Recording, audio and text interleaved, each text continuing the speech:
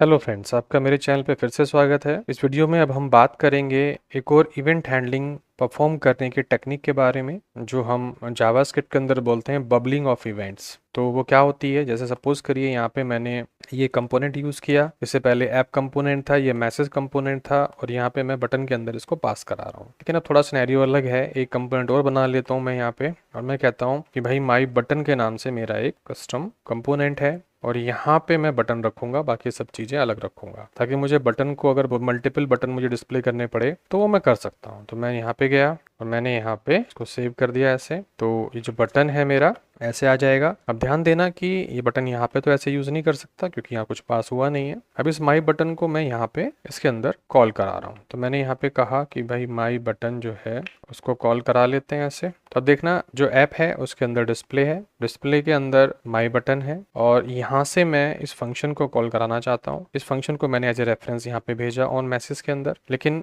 जो मैसेज है वो यहाँ पर है। यहाँ से मैं, क्योंकि मल्टीपल बटन भी अगर यूज़ करूँगा आगे, तो यहाँ से मैसेज पास करता रहूँगा, और इसके अंदर जाके मुझे मैसेज लेके आना है। तो मैंने क्या किया, मैंने कहा फिर से प्रॉप्स, और यहाँ पे मैंने फिर से एक डिस्ट्रक्चरिंग करी, और मैंने कहा भाई यहाँ पे मुझे MSG चाहिए, और इस MSG में मैंने यहाँ पे प्रॉप्स डाल लिया, और यहाँ पे मैंने उस MSG को कॉल करा लिया ऐसे, ऑन MSG ऐसे कॉल करा लिया। अब क्या होगा, वहां से जो भी मैं पास करूंगा वो यहाँ तक आ जाएगा इसके पास। ये देखो, ये चैन बना हुआ है, यहाँ से यहाँ पे आया, डिस्प्ले से फिर बटन पे गया, बटन पे आके कॉल हुआ। अब ये चैन कितनी भी बड़ी हो सकती है। मैंने 3 कंपोनेंट लिए, आप 10 ले सकते हैं, 20 ले सकते हैं, जितने चाहे उतने ले सकते हैं। अब देखो, यहाँ से जब मैं इसको कॉल कराऊंगा बटन के अंदर, तो मैंने क्या किया, मैंने बटन के अंदर यहाँ पे कहा कि भाई ऑन मैसेज एक है, और यहाँ पे एरो फंक्शन के अंदर ये जो मेरा वहां से आया था ना ऑन मैसेज, ये वाला, इसके अंदर मैंने MSG पास कर दिया। ध्यान से देखिएगा। तो ये नाम मैंने कहाँ से दिया था, यहाँ से दिया था, ऑन MSG। अब ये ऑन MSG यहाँ पे आया, मैंने ऑन MSG यहीं बना दिया। इसको आप कुछ दूसरा नाम भी दे सकते हैं, ठीक है जी।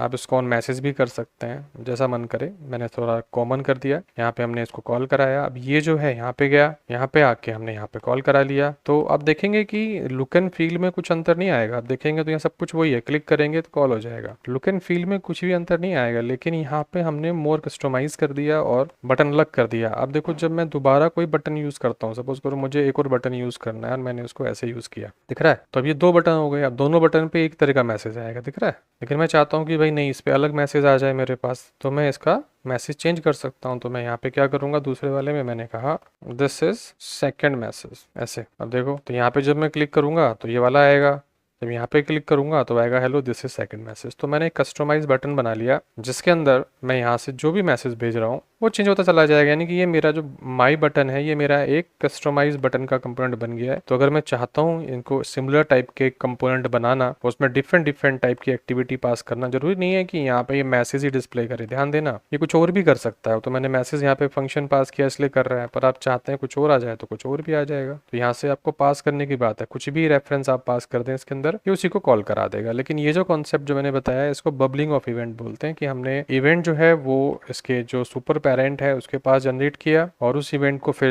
उसके जो नीचे चाइल्ड है उसके पास पहुंचाया, फिर उसके बाद जो उसका सब चाइल्ड है उसके पास पहुंचाया। ऐसे करते करते नीचे तक कितना भी कंपोनेंट हो सकते हैं, एक चैन बन सकती है। 1 से लेके 2 से लेके 1000 कंपोनेंट तक आप बना सकते हैं। तो जावास्क्रिप्ट इस तरह से ही काम करती है। तो इस कॉन्सेप्ट को बबलिंग ऑफ इवेंट कहा जाता है। तो मैंने आपको यहाँ समझाने की कोशिश की कि ये बबलिंग ऑफ इवेंट कैसे किया जाता है, तो ये समझ में आ गया होगा। और इन 3 वीडियोस में हमने समझ लिया कि इवेंट हैंडलिंग कितनी तरह से रिएक्ट 19 के अंदर की जा सकती है। अगर आपको अच्छा लगा हो तो लाइक कर दीजिएगा, चैनल को सब्सक्राइब कर लीजिएगा, और वीडियो देखने के लिए धन्यवाद।